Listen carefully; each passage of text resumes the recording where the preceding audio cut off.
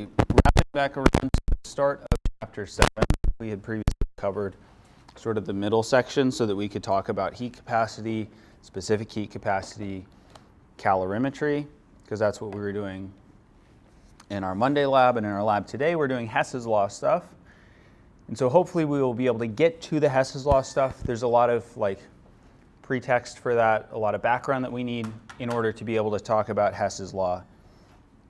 So that's why I'm jumping us back up to the start. A lot of chemical hand warmers, I think hot hands, the little ones where you open them up and it's a little pouch and it's got the little iron shavings in it. A lot of hand warmers work based on the oxidation of iron. So iron in the presence of air, especially if it's little tiny shavings, you're maximizing the surface area. You're getting a lot of space where it can interact with oxygen, and that turns into rust. So you're basically making a little packet of rust when your hand warmers are going, depending on the type of hand warmer that you use. And the amount of that your hand temperature rises depends on a bunch of factors.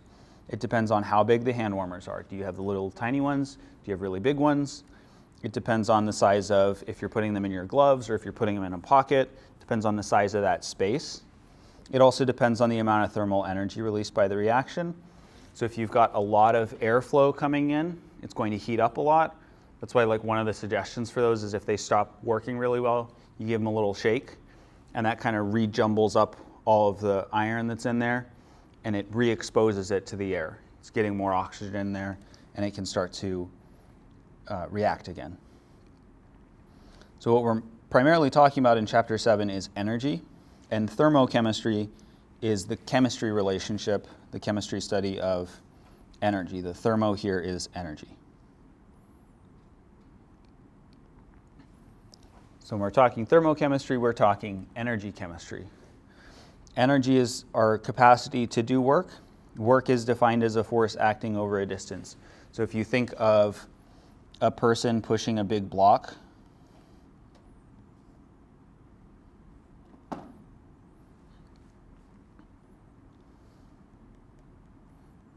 they're pushing it really fast because there's lots of little speed lines behind them.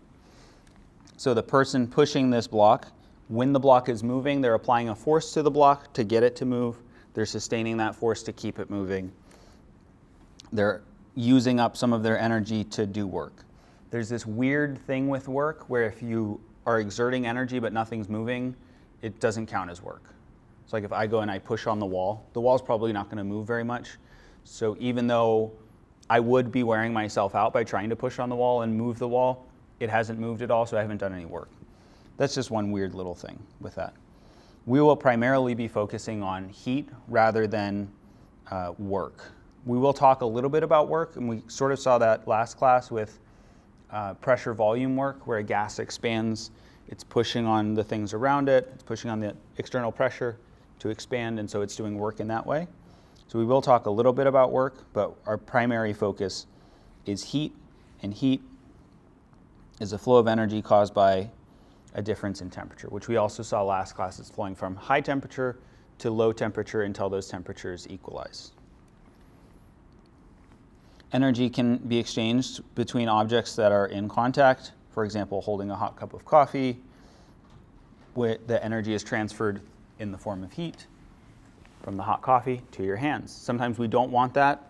A lot of the time we don't want that, and so you put a little cardboard sleeve on it to protect your hand.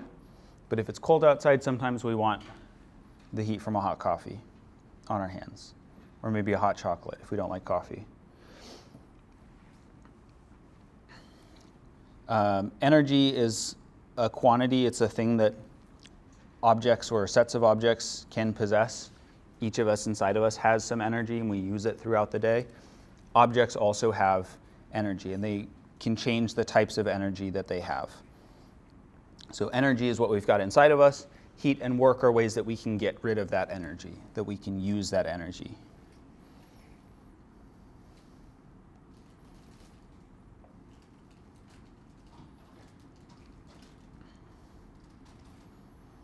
I'm going to write our power, our internal power that we have inside of us for energy. And heat and work are ways that we can use that energy. We're using energy constantly because we're producing heat since we're warm-blooded mammals. So we have to constantly be producing heat. But we also move our pencils and pens around, we walk around, we talk, we do work. Some of the types of energy are kinetic energy. Kinetic energy is motion energy.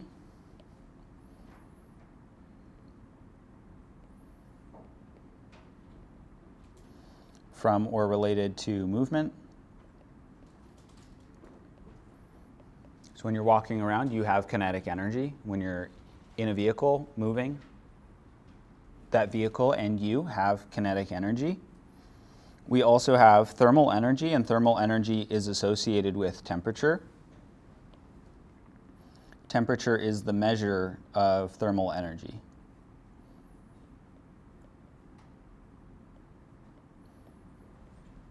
I'm going to start using E for energy, capital E.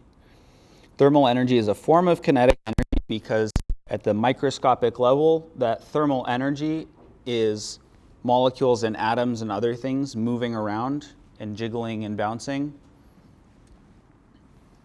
So that thermal energy is related to atoms and molecules actually moving around, so that's why it's a form of kinetic energy. We also have several types of potential energy. Basically, our two big classes are kinetic and potential, and their subtypes. So for potential energy, this is stored energy. Potential is like, we could do it, we could use this energy. And so it's stored, and depending on how it's stored, that's usually related to composition, how it's made up. TNT has a lot of stored up chemical energy, and that's why when you put a flame next to it, you put a spark next to it, it explodes. It releases that potential energy. That's compositional energy. Position energy, gravitational potential energy, if you lift something really high up, it's got the potential to, if it's knocked off, fall. And that would turn the potential energy into kinetic energy, and then it could break. So we can sort of think of potential energy as just stored energy. Chemical energy is a type of potential energy. This is like what I was talking about with the TNT. So some compounds like TNT are like compressed springs. The way that their chemical makeup is, they're like all wound up. They don't like to be in that configuration, and if you give them the opportunity, usually with a little bit of a spark, they'll change into something else. Another example would be burning stuff.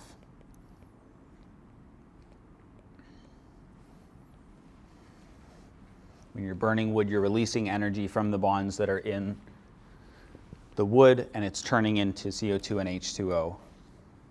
And it releases a lot of heat when it does that. Here's a little flow chart, maybe a more simplified way of what we were looking at on the previous slide. We have a law of conservation of energy like we had with mass. So the law of conservation of energy states that energy is conserved. It can't be created, it can't be destroyed. Energy can be transferred, and it can take on different forms. But the amount of energy is going to be constant. Just might change into something that we can't see or that's harder to observe, or it loses it slowly, and so we don't see it all happen.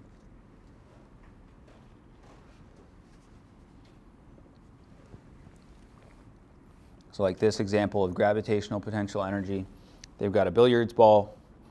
It's got energy because of its height.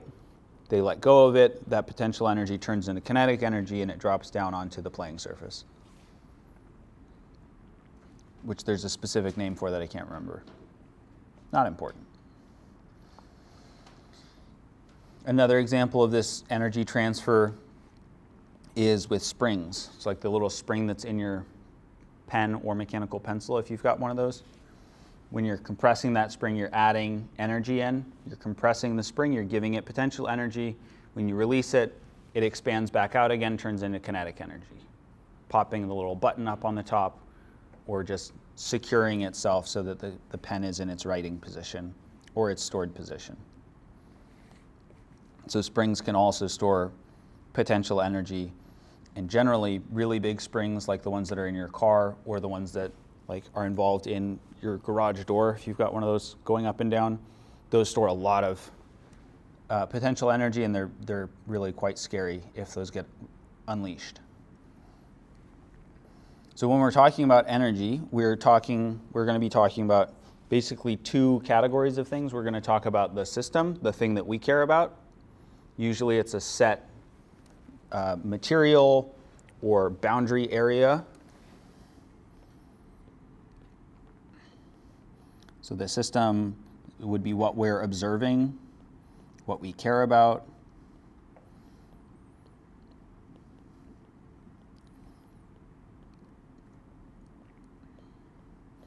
And then the surroundings is everything else, everything around the system.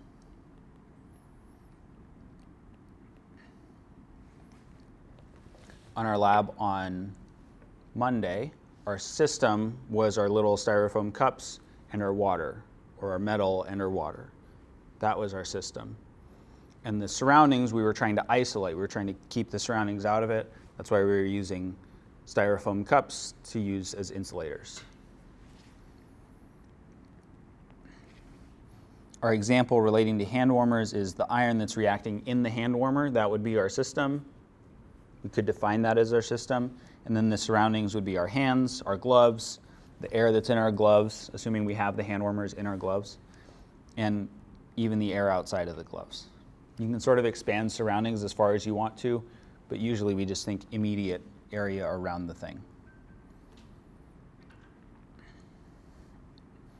Conservation of energy means that we are just transferring energy, so the total amount of energy is constant. We'll see an equation for this coming up. So if we think of our energy like on a gauge, before an energy transfer, our system's energy gauge maybe is half full, and our surroundings energy transfer is a quarter full. We do some chemical reaction with our system, it releases heat, and now it's at a quarter energy, and the surroundings are now at half energy. So this little segment of energy was transferred to the surroundings.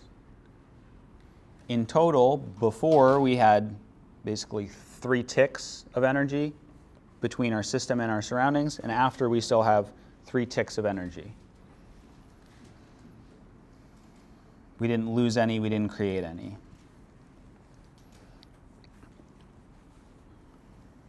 For kinetic energy, the equation that we typically use is, one of the ones that we would use is kinetic energy is 1/2 mass times velocity squared.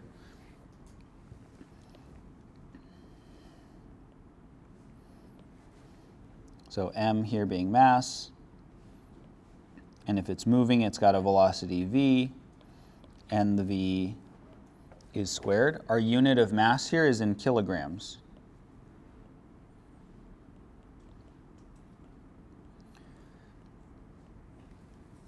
And if I'm remembering correctly, we are generally going to use kilograms unless we're talking about that Q equals mc delta T that we saw last class.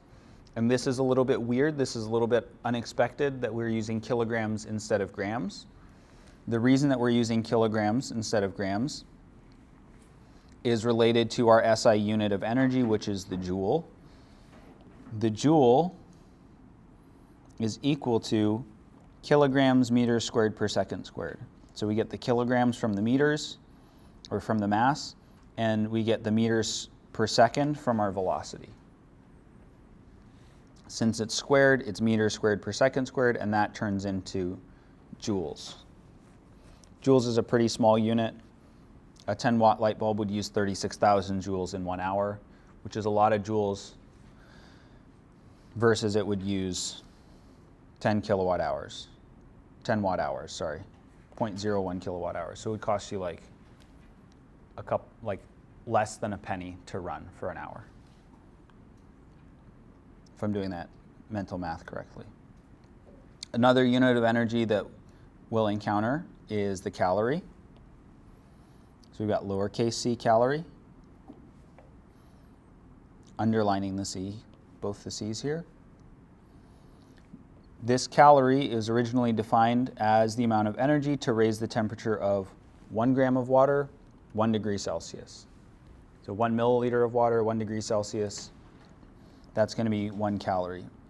1 calorie is related to joules. You would get this as a conversion factor given to you on an exam if you needed it. We also have the calorie that we see more often, which is the capital C calorie, or the kcal. So this calorie is capitalized, and it's 1,000 lowercase c calories, which is a little confusing. This is the calorie that you would see on like the nutrition facts on food that you eat. It's this big C calorie, not this little c calorie.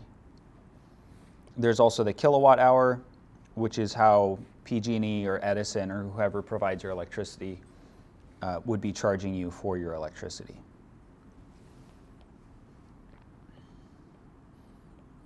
Big C cal is not the same as little c cal. So make sure that we're paying attention to the capitalization for our calorie units. It should be capitalized if it's written out and it's the big C calorie. It should be lowercase if it's the little c calorie.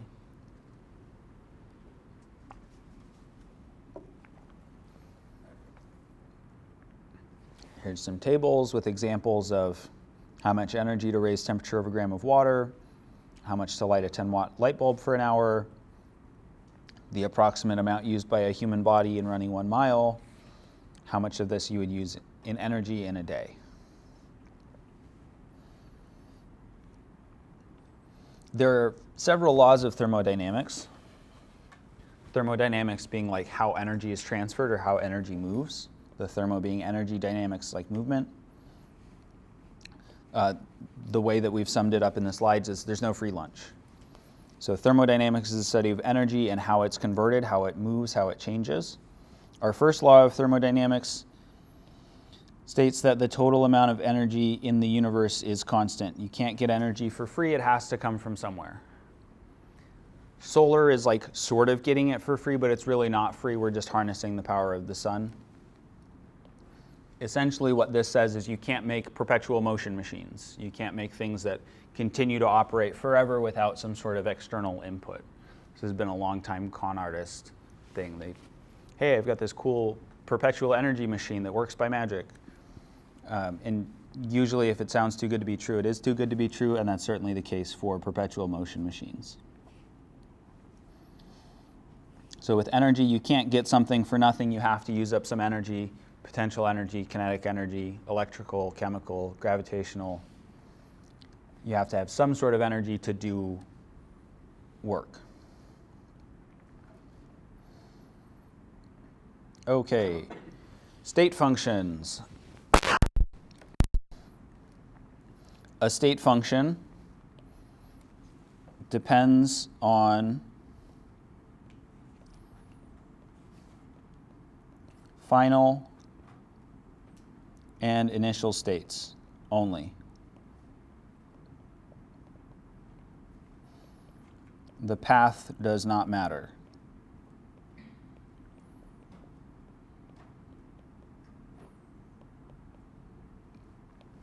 So the example that we're using here is climbing a mountain.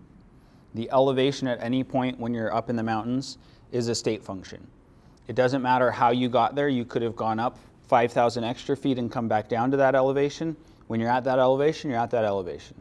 It doesn't matter how you got there. You could have gone just straight up to that elevation. You could have started at that elevation. The change in elevation only depends on the beginning and ending values of the states. So for example, we've got this mountain and 2 people are climbing the mountain, or a couple people are climbing the mountain. We've got this nicer path A that's a longer path, but it's not quite as steep. There's lots of backtracking. And so this is going to be a longer hike, but it's going to be an easier hike. Path B is 5 miles and it's just straight up the mountain. So if you can handle 5 miles of just steady uphill, you'll get there faster. But at the end of the day, regardless of whether you travel 12 miles or 5 miles, both paths lead you to the top of the mountain. You could also take longer or shorter routes depending on the mountain. So the distance traveled is not a state function, but the elevation is a state function. Internal energy is a state function. Internal energy is the sum of your kinetic and potential energies. So this is just all of the energy that you have available. And this is a state function. It only depends on the state of the system. It doesn't depend on how you got there. We can calculate a change in internal energy, how much total energy you have.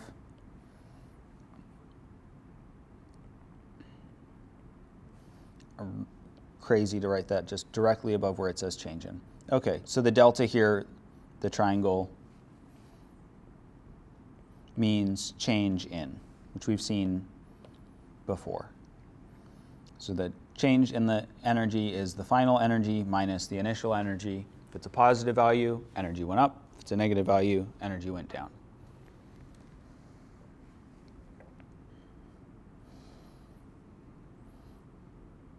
In a chemical system, our reactants make up the initial state, and our products make up the final state. So our change in energy, internal energy, so what we have in our system is going to be what our products have minus what our reactants have.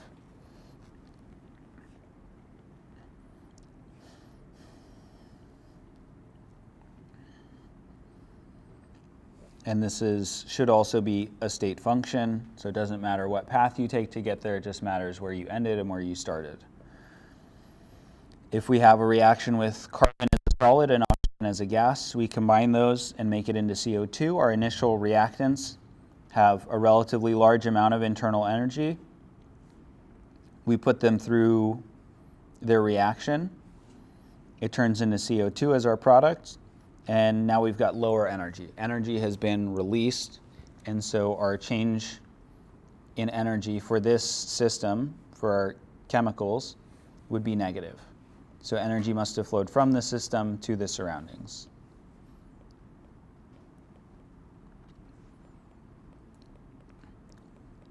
If the system lost energy, it must have gone to the surroundings.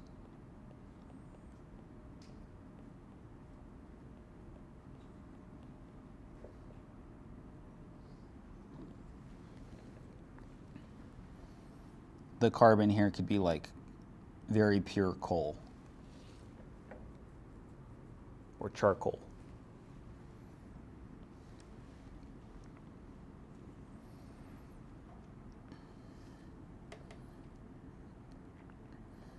So in this example, our reactants have more energy than the products.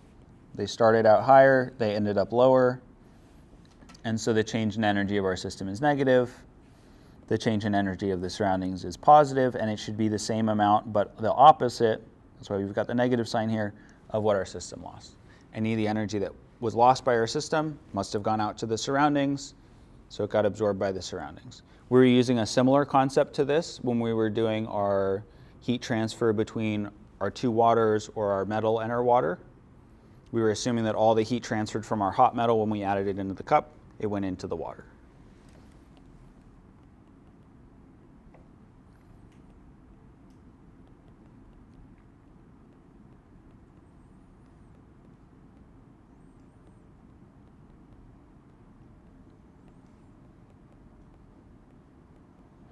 We'll draw a little diagram of that. Cup. And our hot piece of metal.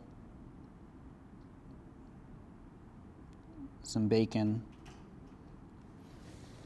Squiggly lines to show the energy being transferred. It's also sort of like transferring money between accounts. Like if you have a checking and a savings account, you transfer some money out of savings because you want to go buy anything. The money that leaves your savings account better be the same as the amount that arrives in your checking account, otherwise something's wrong. We can also reverse the reaction. So if the reaction's reversed, if we go from CO2 to carbon and oxygen gas, It's the same process, just flipped, and so the sign is going to change. So now our E system is positive. We're going from a lower energy reactant to a higher energy products. Energy must have been put into the system.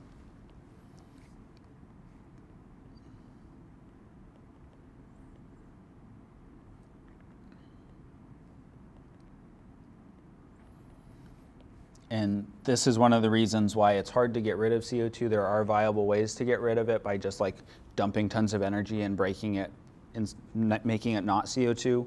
But it's very energy intensive. And then the carbon that you get out, you have to do something with.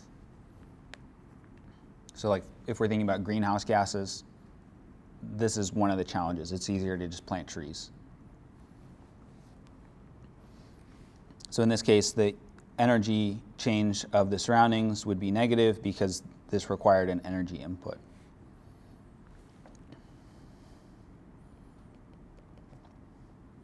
And I think we'll talk about this later, but flipping the reaction uses the same energy, just negative.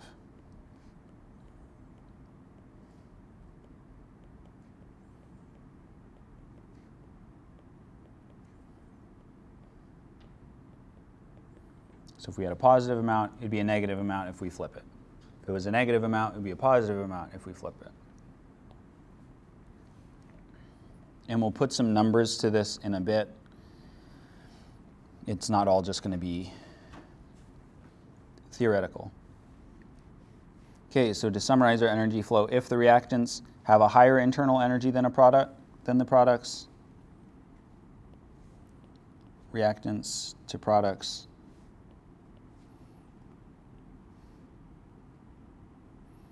this will be our energy axis. Let me change that to be a different color.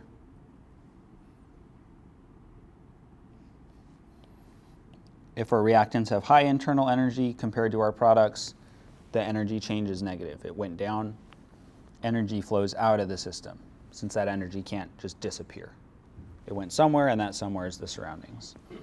If the reactants have a lower internal energy than the products, doing the same little mini graph, reactants have low energy, products have high energy, then the energy flows into the system from the surroundings. It had to get that energy from somewhere, and that somewhere is usually the surroundings. Do you have any energy questions so far? Confusions?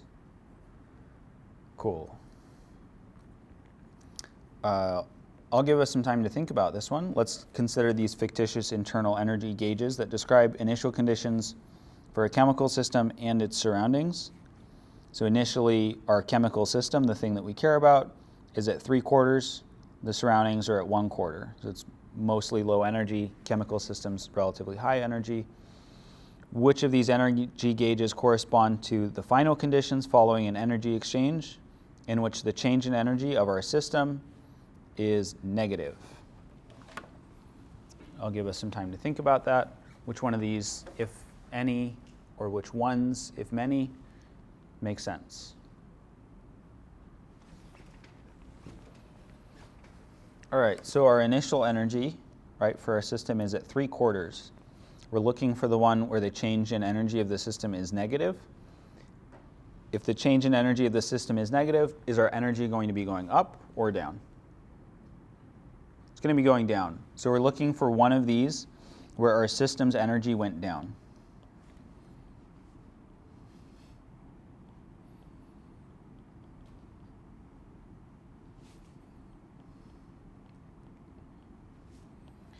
We started at 3/4. In A, we went down to half, so that would check that condition.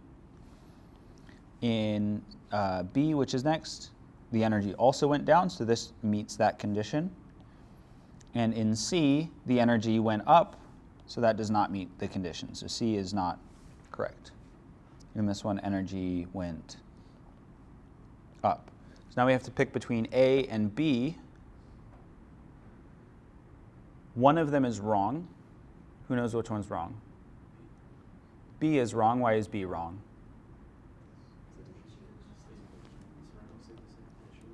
Yeah, our surroundings temperature stayed at 1/4 in B. And if our chemical system lost 1 tick, that 1 tick should have gone into the surroundings. So B is not correct because energy was not conserved.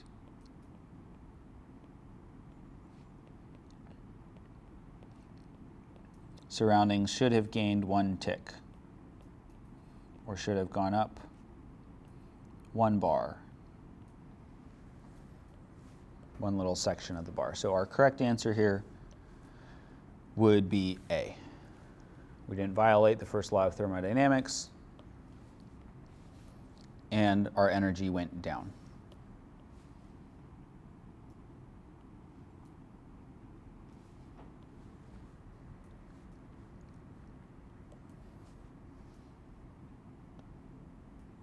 We're getting close to where we started last lecture. So 2 of the ways that things can be exchanged, 2 of the ways that energy can be exchanged is with heat and with work. Heat and work are not state functions, so their value depends on the process.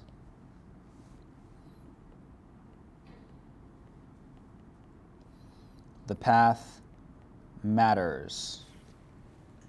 And if I'm not taking my crazy pills, these are path functions as opposed to state functions. So state functions is just where you are at that time is all that matters, where you started, where you ended. Path functions actually care about the journey.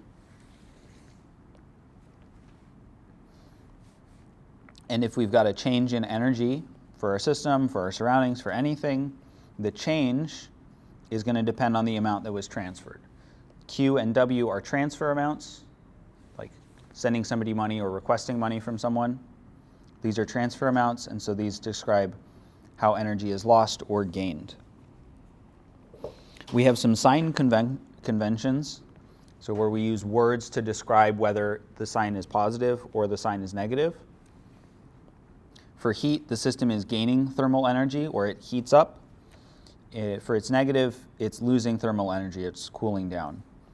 For work, work is done on the system. That means we're exerting energy on the system. That's the system energy going up. If it's negative, work being done by the system, that means that the system is doing work. Doing work requires energy, and so it's using up some energy. There are lots of different ways that these words can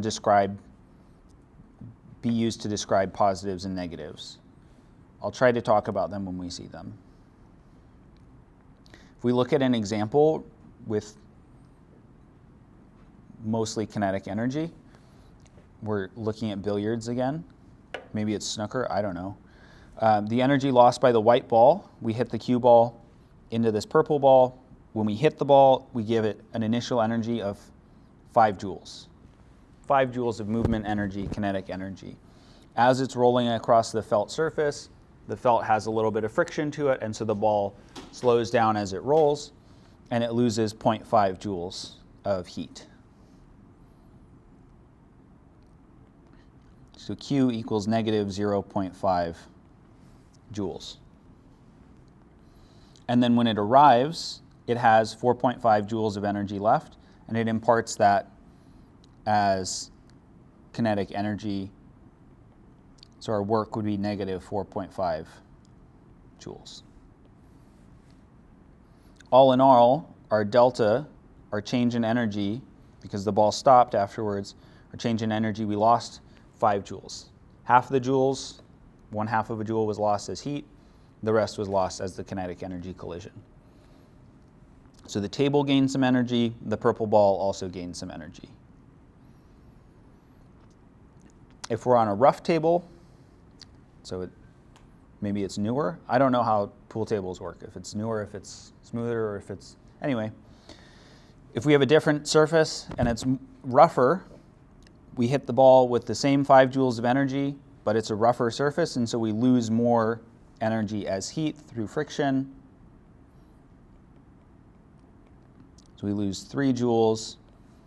At our collision, we only have 2 joules left, and so we lose the remaining 2 joules. Our work is negative 2.0 joules. Our delta E, our change in energy, is still minus 5 joules. We started with 5 joules, we ended with 0 joules, so we lost 5 joules.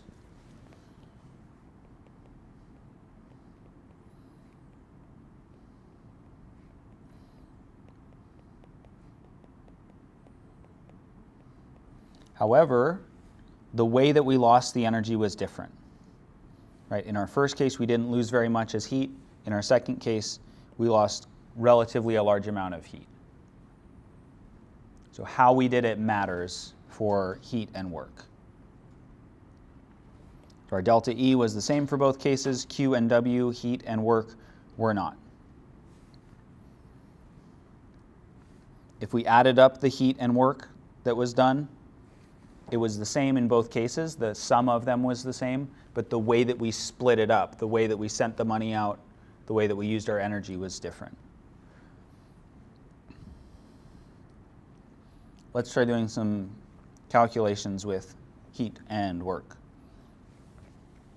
A cylinder and piston assembly, this is our system, is warmed by an external flame. So we've got a cylinder, and we've got a piston, we've got a fire, and the fire is heating up our piston. The cylinder expands. What's in the cylinder expands, and it pushes the piston up.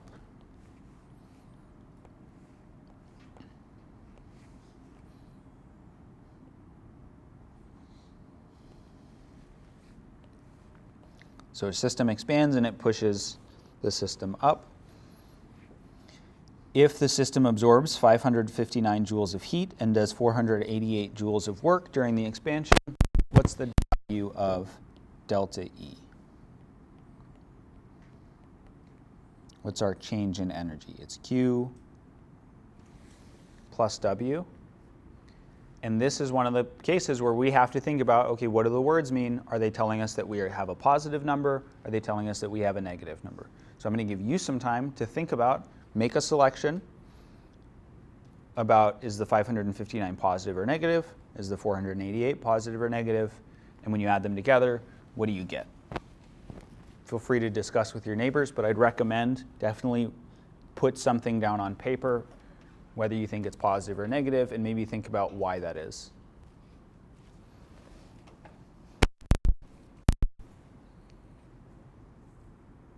All right, what do we think for our 559 joules of heat? Is that going to be positive or negative?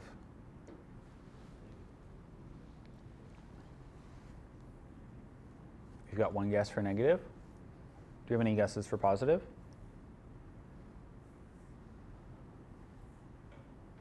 What does absorb mean? To take in, to gain. It's sort of like eating, right? We absorb nutrients by eating food, and then our body takes the nutrients out of the food and puts it into our body. The system, our cylinder and piston assembly, is absorbing 559 joules of heat. Absorb here meaning that we are gaining 559 joules. So 559 joules goes into the system.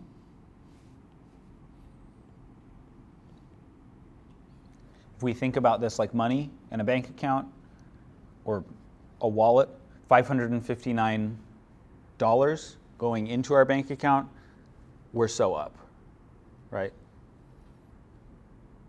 The amount of money in our bank account is increasing, we're gaining money.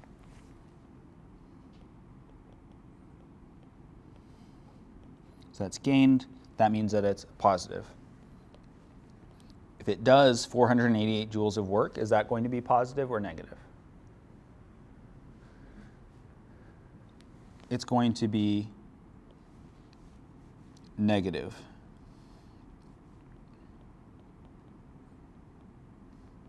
it exerts 488 joules of work, or uses, or spends. Those would all be synonyms. If you go out and do work, after you're done doing the work, you probably feel tired. Usually there's not work, even work that we like, even teaching, even work that we like is still going to tire us out. We can only do it for so long before we need to rest and recharge. And so this means that the work,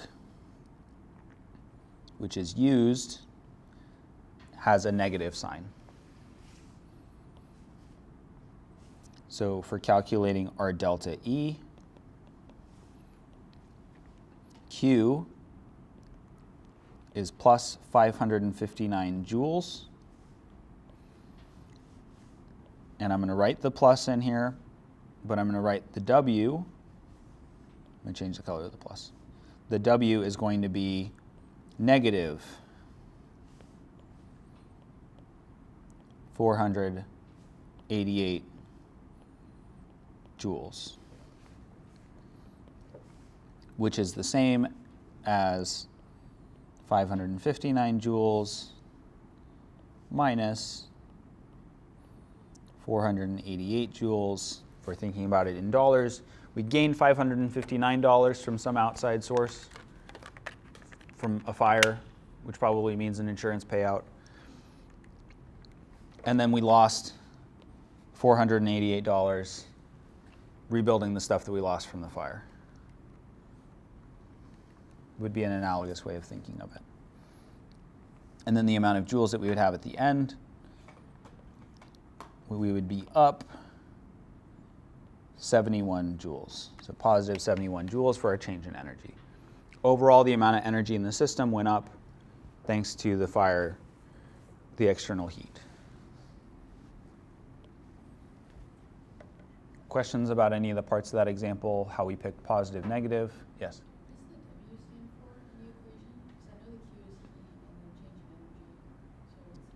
What's a word that starts with W? Heat doesn't start with a Q. W is for work. Yeah. Yeah, Q being heat is a little bit crazy. W being work feels like, okay, that feels right. Yeah, it's unexpected that it makes sense, perhaps. Okay, and then this is what we talked about last class. So we talked about heat. Heat's the transfer of thermal energy. Temperature is a measure of thermal energy. I'm going to kind of breeze through this. Eventually, they'll reach thermal equilibrium. If you've got a hot object and a cool object, eventually they'll come to the same temperature. The heat is going to flow from the high temperature to the low temperature. So if you're holding a hot cup of coffee and your hands are cold, the heat is going to transfer from the coffee to your hands. It's going to warm your hands up. At some point, probably, depending on how hot your coffee is, you're going to want to take your hands off to let them cool down because the coffee is probably too hot. But if you did hold on to it forever, eventually the coffee and your hands would be the same temperature, assuming a lot of other things don't happen. We talked about when a system absorbs heat, its temperature increases, and that's by a change in temperature. Change in temperature is the final minus the initial. Anytime we have a change, it's going to be final minus initial. And it's related to our heat capacity. How much energy does it take to raise the temperature of that thing? Some things, the temperature raises really quickly. If you think of like if you put a pan on the stove and you turn the stove on, almost immediately that pan's going to be too hot to touch. If you fill it with water, the water is going to absorb a lot of energy. It's going to take a while for that water to be too hot to touch or for you to cook your pasta in it. So that's a difference in heat capacity. Pan with no water, low heat capacity, it heats up super fast. With water, it takes a lot longer. It's more convenient for us generally to use specific heat capacity. The specific part means that we're using 1 gram of the substance, and so this lets it apply to large amounts and also to small amounts. We can scale it based on the amount of thing we have.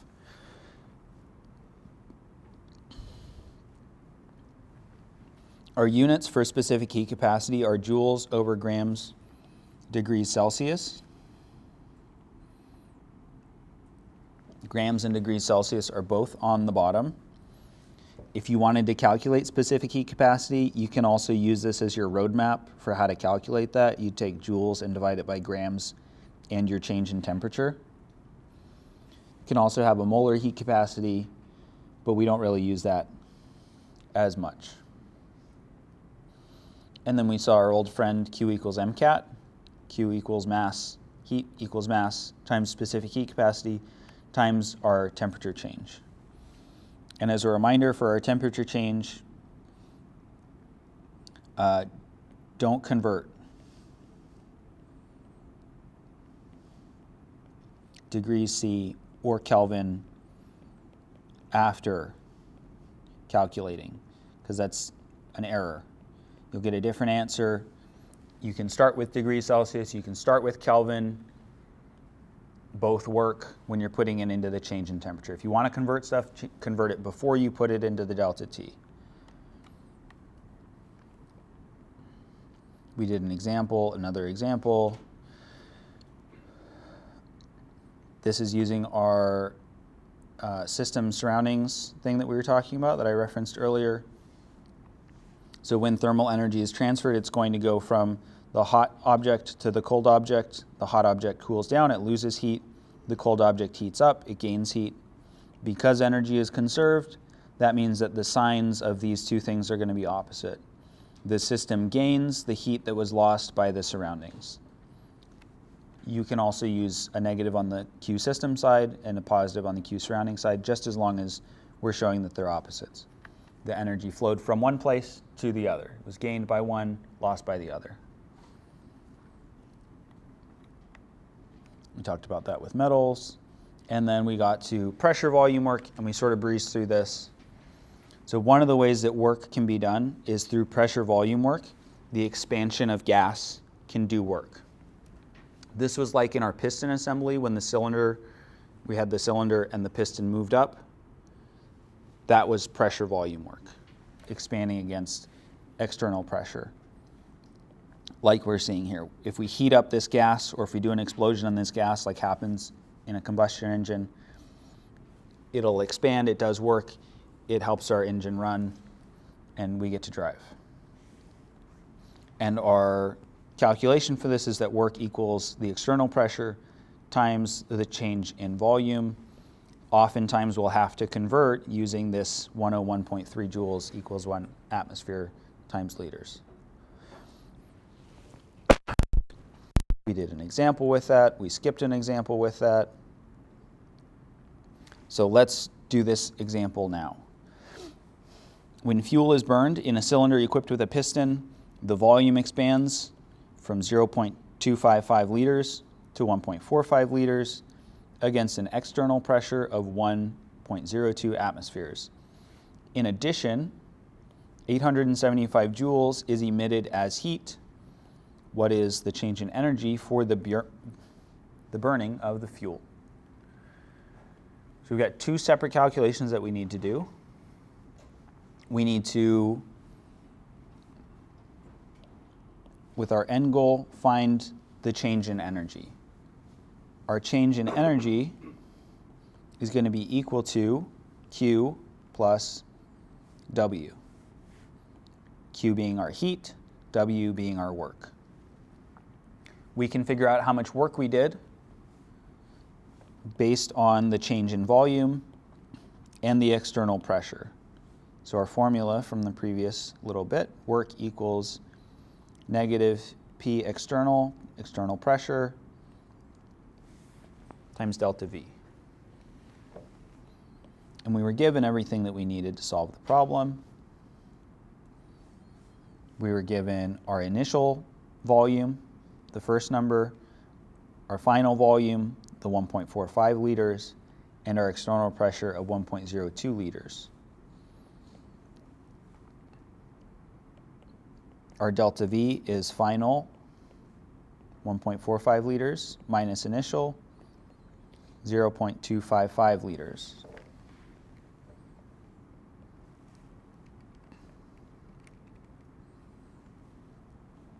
This is 1.195 liters with 2 decimal places. Our external pressure was given as 1.02 atmospheres. So we're going to plug in negative external pressure, 1.02 atmospheres times our delta V, 1.195.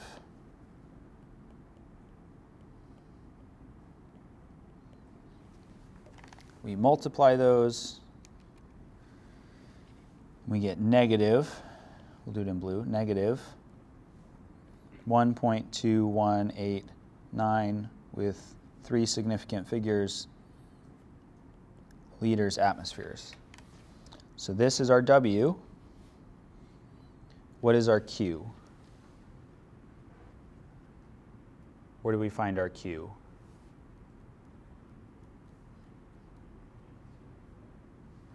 It's 875.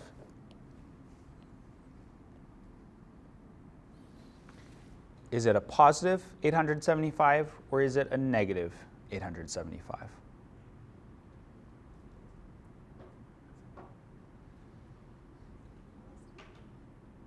I'm getting guesses for both. What does the word emitted mean? Emitted means sent out.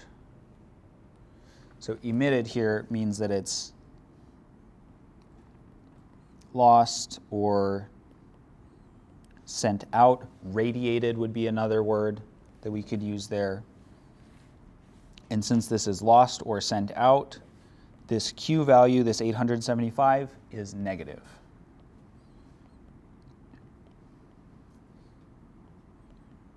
So negative 875 joules. So if we want to calculate our delta E, we plug in our Q and our W, and we're going to see that we have a problem. But only if we write in the units. If you don't write in the units, you won't see that you have a problem. So our Q, we plug in negative 875. Our W, negative 1.2189 liters atmospheres. So instead of adding, we're subtracting. What's the problem?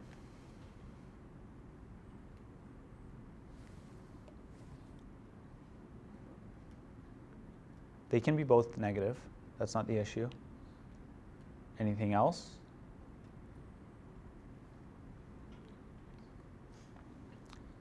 If I have a friend, which would be sick, in another country, and I want to send them money, they say, hey, can you send me, we'll say rupees. Can you send me 5,000 rupees? And I say, sure, I can send you $5,000. And I send them $5,000 or $450, any amount of dollars. Is that going to be the amount that they asked for? Probably not, because why? Different kind of money, right? Different money units. The issue that we're running into is that these are different units. Joules and liters atmospheres are not the same units. We have to convert them so that they are the same units.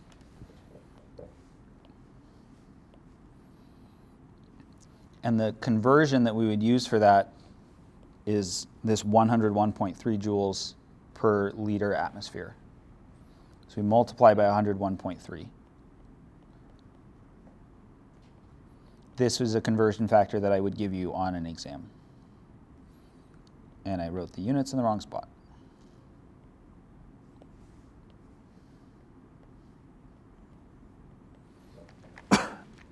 Anytime we're doing addition, subtraction, the units for those have to be the same. So we times 101.3, and it's actually 123.4 ... joules. Still negative.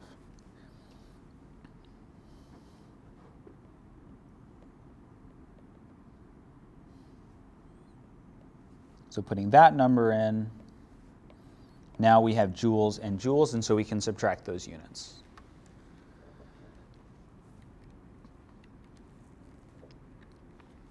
And we should get 998 joules. Negative 998 joules. for our delta E. So a whole lot of energy was lost. So arguably, the things that we have to be on the lookout for when we're doing these problems, do we have our positive and negative signs correct? And did we convert our units? Are the units in the correct units?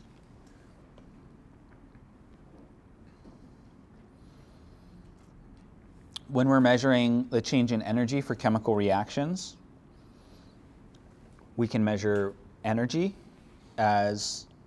transfer as Q, our heat, and we can measure that with MCAT, mass, specific heat capacity, and change in temperature, because we can measure change in temperature.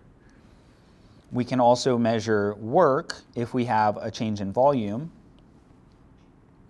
So we can get our work based on a change in volume, and in this way we can measure both Q and W, and we can figure out how energy was transferred between a system and its surroundings. We can also do what's called constant volume calorimetry. This was the bomb calorimeter that I talked about very briefly last time. Since the change in internal energy, or delta E, is a measure of all the energy, heat, and work exchanged with the surroundings, we can determine the change in energy by measuring Q and W. That's what we were talking about on the previous slide. Since W is negative PEXT times delta V, if there's no change in volume, if delta V equals 0,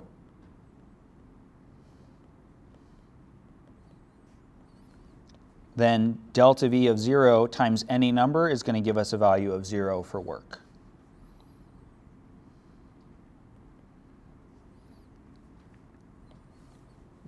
So if we're at constant volume, our change in energy of the reaction is just equal to the heat. And the V here means constant volume.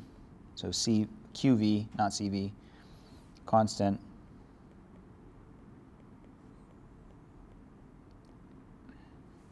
volume. And this is really convenient because it's probably never going to be convenient to measure the change in volume. Like when we were doing heat exchange in our little cups, our little styrofoam cups, we have no idea how the air expanded or contracted when we were doing those heat transfers because we didn't measure it. So it would be easier to just have a constant volume container.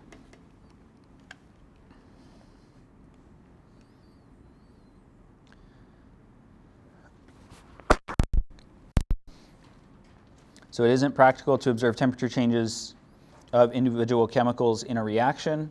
If we're mixing multiple chemicals together, we don't know how their temperatures are going to change. Instead, we can measure a temperature change using a bomb calorimeter, which we saw last time. The bomb calorimeter is going to have constant volume.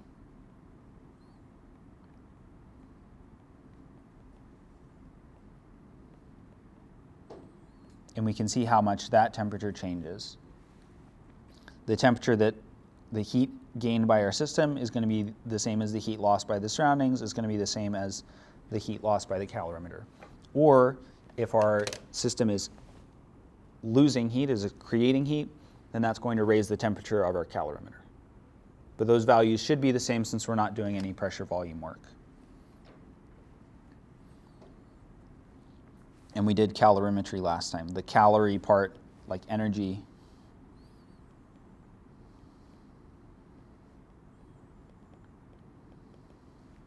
and the metry part, measuring. So calorie measuring, essentially, is all calorimetry is. And when we're using a bomb calorimeter, we're just observing a transfer with heat. So our bomb calorimeter would look something like this. We've got a reaction vessel on the inside. This would be our bomb, in quotation marks. Hopefully it doesn't explode. Hopefully it doesn't become a bomb. We would have some sample and oxygen in there and some ignition wires. So you'd press a button or turn up the voltage on your ignition wires, and that's going to light your sample. It's in an oxygen environment, so it burns. Any of the heat that is produced in here, since the volume is controlled, is going to be released as heat. It's not going to do any pressure volume work. And then all of that heat will be captured by the big body of water in our bomb calorimeter. This has a stirrer so that the water gets around, and it also has a thermometer so we can see what our initial temperature was, hit the switch, do the reaction, see the temperature go up, and then we measure, compare those two. And for reactions like this, we're also going to have a calorimeter constant, which we solved for in our lab on Monday. We should have.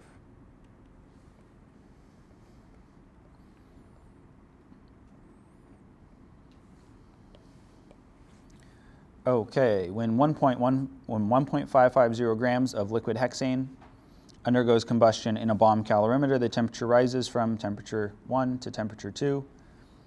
Find the change in energy of the reaction in kilojoules per mole hexane.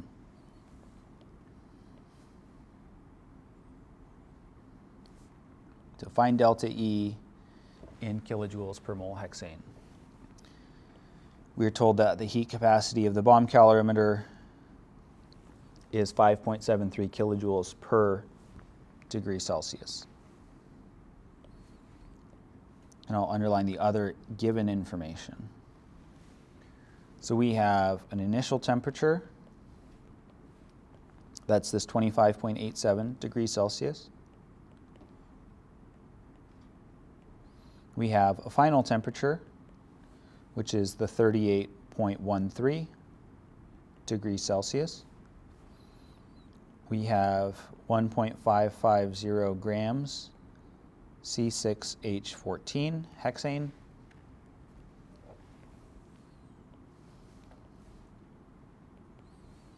And we have Ccal 5.73 kilojoules per degrees Celsius. We do not have an equation, I think, that we've seen to solve this problem.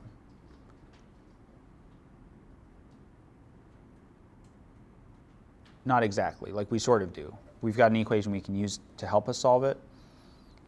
What are we finding? What's our total end goal?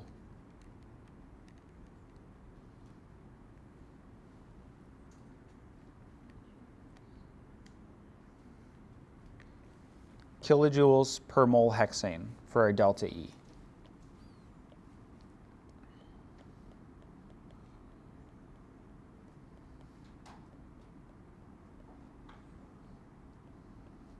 Moles hexane being moles C6H14.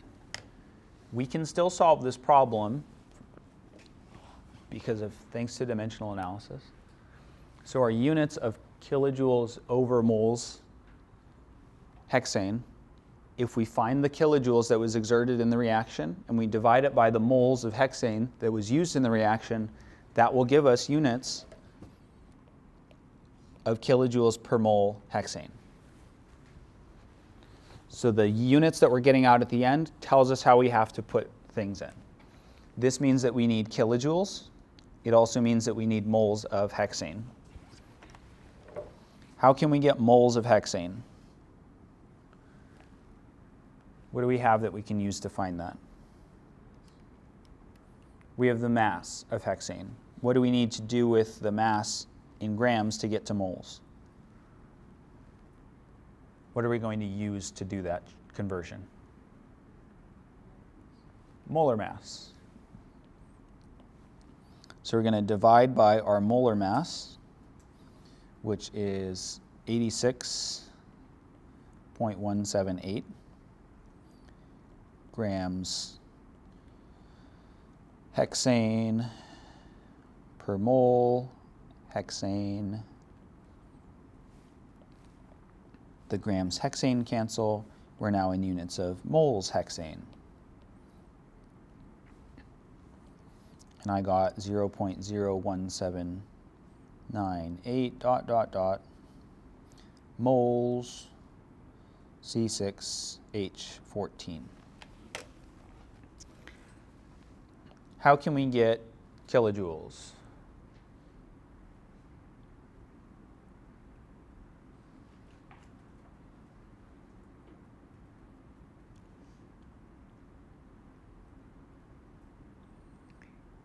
How can we get kilojoules?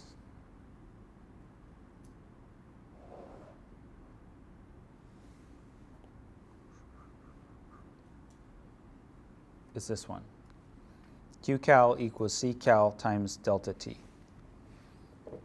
So the Ccal, the specific heat, or the heat capacity rather, the bomb calorimeter is given to us. If we multiply that by the change in temperature, that should give us the amount of heat emitted by our reaction. So we're using Q.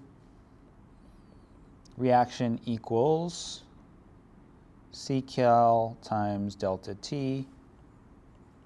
Delta T is Tf minus Ti.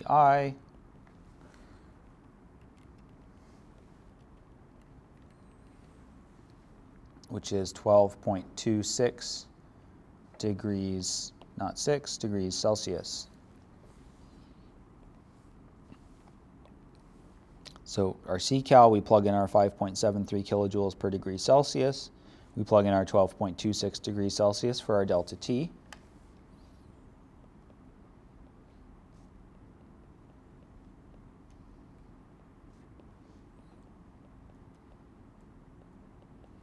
The degrees Celsius cancel. We get 70.2498 kilojoules. And for significant figures purposes, we have 4 from moles. We've got 3 from our Q reaction.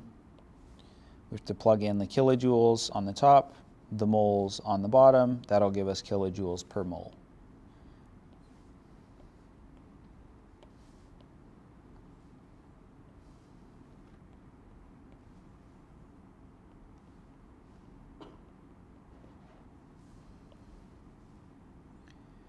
Questions or confusions about any of the parts for this?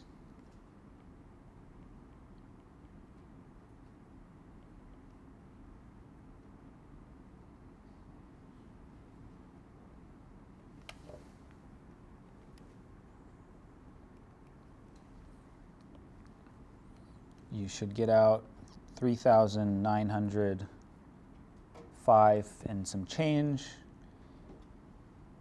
which will turn into 3.90 times 10 to the 3.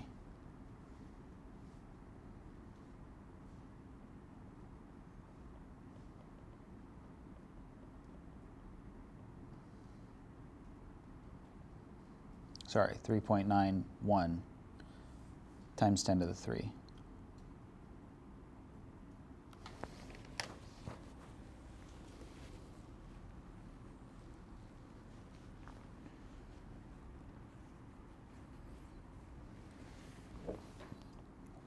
If you really desperately want something to memorize, which would be reasonable,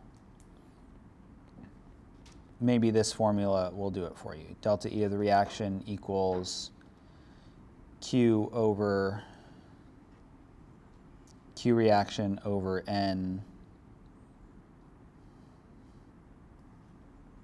reactant, where N here is moles of reactant. That's basically the formula that I was using. I just conjured it up out of units, which is why I love dimensional analysis so much.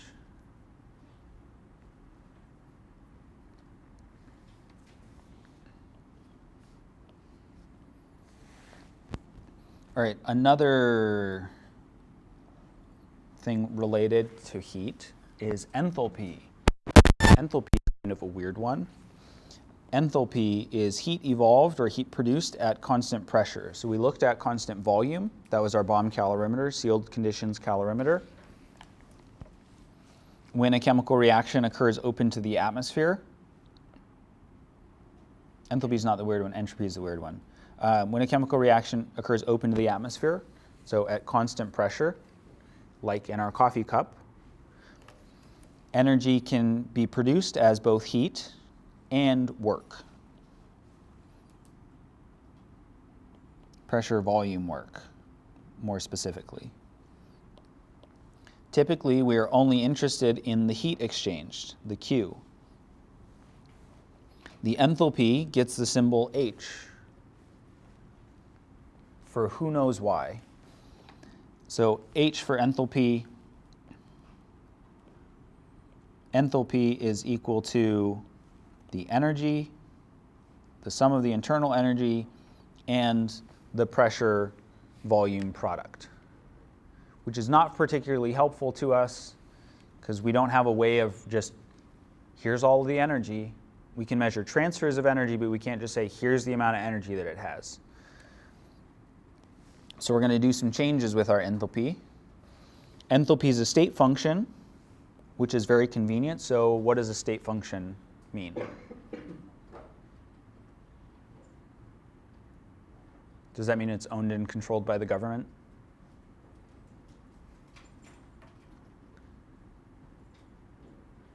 What does it depend on? The final results. It depends on where you started and where you ended, which is really nice. It doesn't depend on the path that you took to get there, like heat and work do.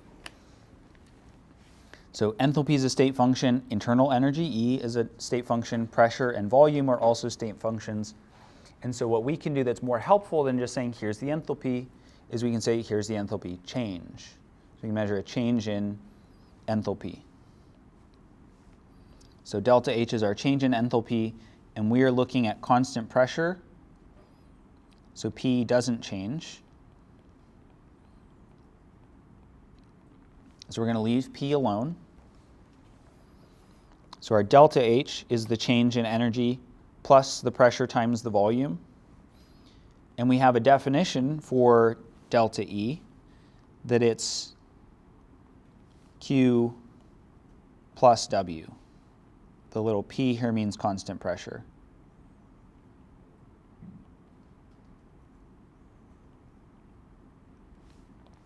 And P delta V, we may recognize from W equals negative P delta V. If we flip the negative sign over to the W side, then we can substitute in negative W for P delta V, and this lets us get rid of the W. And this leaves us with this cool equation that says the enthalpy change equals heat at constant pressure. So we can measure an enthalpy change just based on how the heat changes, which is pretty neat.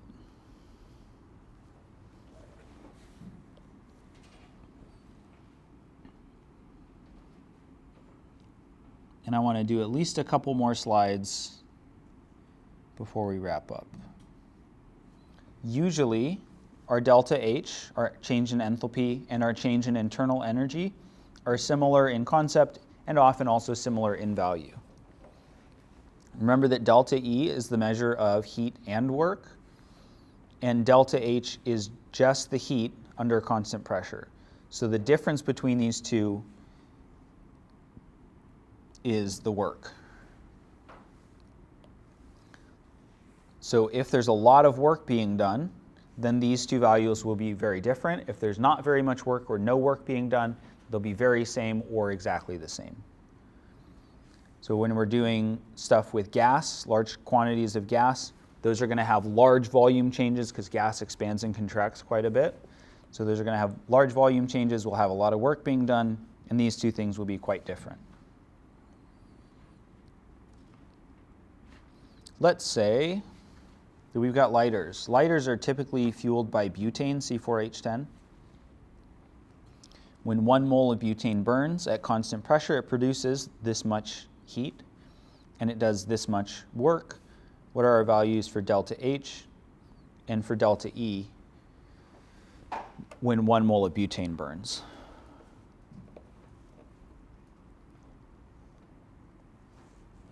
What is delta H? Just generally, what does it stand for? What's the delta?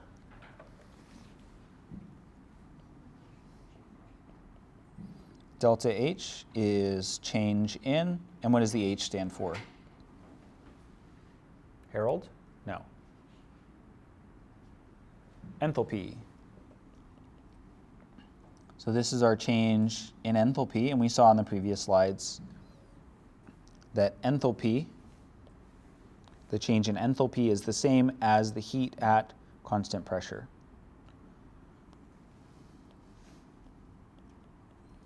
Delta H equals QP, heat at constant pressure. Do we have a heat value that was provided to us?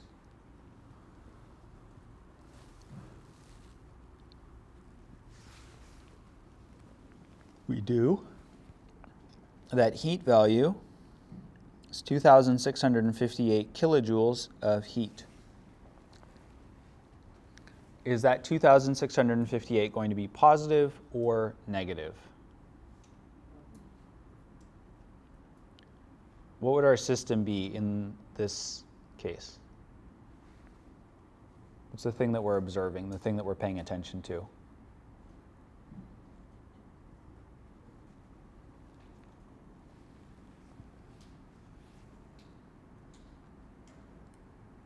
What's one of the nouns in our question? Say it again. That's a verb. Produces is a verb. What's one of our things that we could talk about, like we could point at, we could draw a picture of?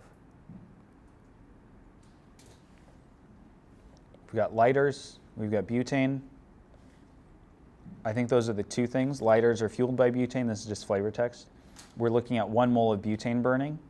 When it burns, it produces 2,658 kilojoules of heat. So we're burning something. Is that energy, that heat, is it going out or is it going into the butane? It's going out of the butane. It's going out of the butane because it's being burned. So produces here is functioning the same as emits. The butane loses 2,658 kilojoules.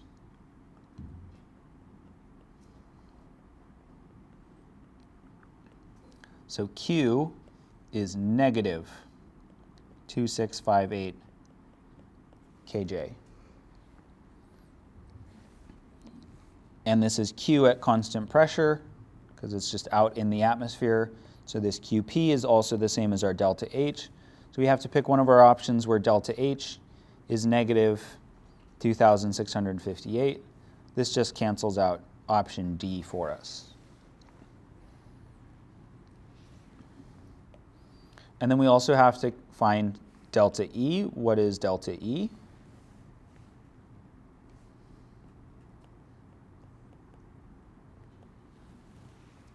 Change in, what's E stand for? Energy. So we're looking for a change in energy, and we've got a formula for change in energy. It's Q plus W. It's the same one we saw before. Do we know what our Q is?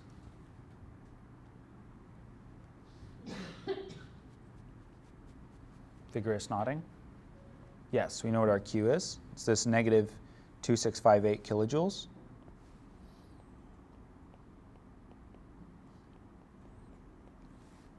Do we know what our W is? Also vigorous nodding. It's 3 kilojoules. Now here comes the fun question. So work is 3 kilojoules. Is it positive or is it negative?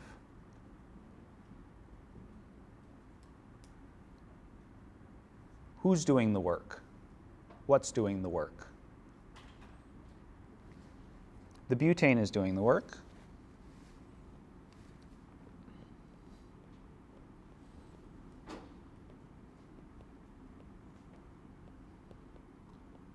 When you do work, are you gaining or losing energy?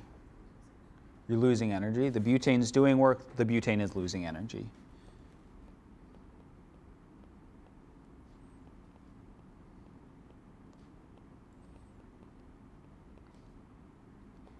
So W is negative 3 kilojoules.